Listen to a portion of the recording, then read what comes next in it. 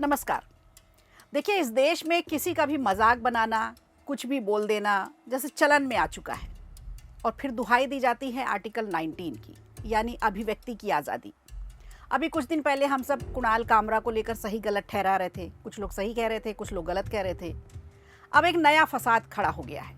अनुराग कश्यप ने यह नया फसाद खड़ा किया है।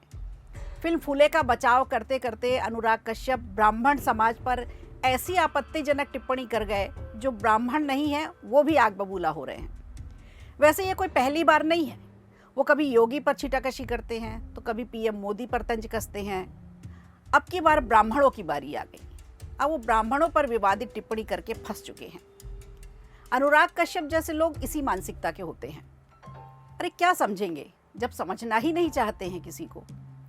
अपने आप को शाहरुख खान से भी ज़्यादा बिजी बताने वाले अनुराग कश्यप पर एफआईआर दर्ज हो चुकी है।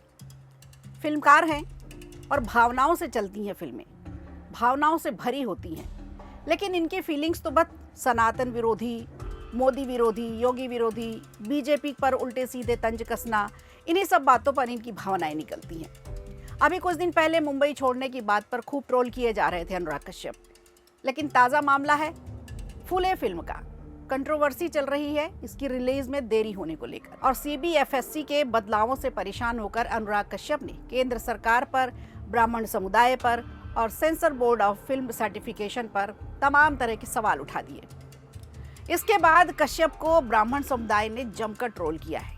और सिर्फ ब्राह्मण समुदाय नहीं, जो भी इस देश का समझदार नागरिक है वो हर कोई परेशान है इस तरह की मानसिकता वालों से।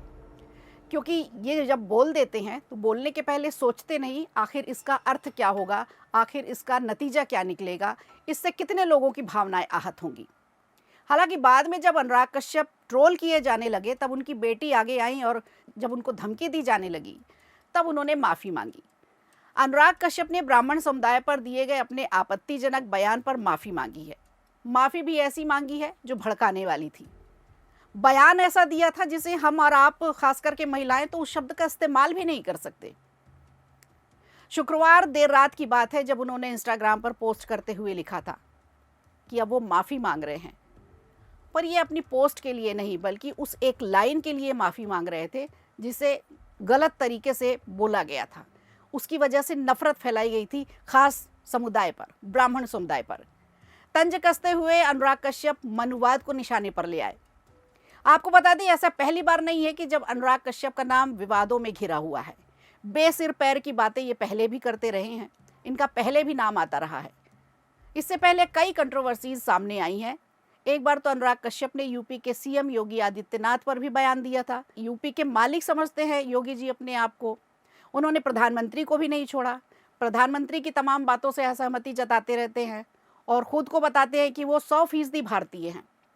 अरे भाई, भारतीय हैं तो भारतीय लोगों की मानसिकता भी समझनी चाहिए ना। एक समय में अनुराग कश्यप ट्विटर पर ज़्यादा एक्टिव रहा करते थे।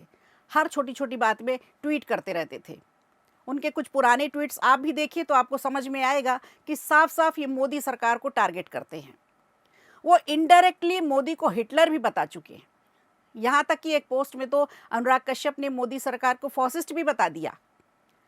अब अगर layer by layer Anurag Kashyap के इस बयान को देखें तो समझ में आता है कि भाजपा इस समय एक ही एजेंडे पर काम कर रही है, और वो है हिंदुओं को एक करने की।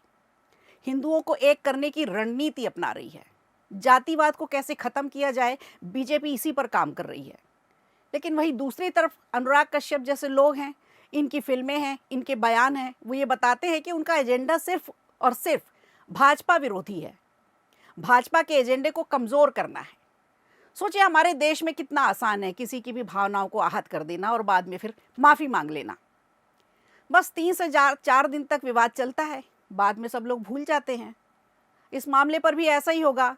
2-3 दिन चीख पुकार मचेगी, फिर देश की जनता किसी और विवाद में बहस करने लगेगी और ऐसे लोग फिर किसी नए मुद्दे को हवा देते दिखेंगे, फिर किसी का मजाक बनाते दिखेंगे। ये एक तरह की गंदी मानसिकता है, दूषित मानसिकता है।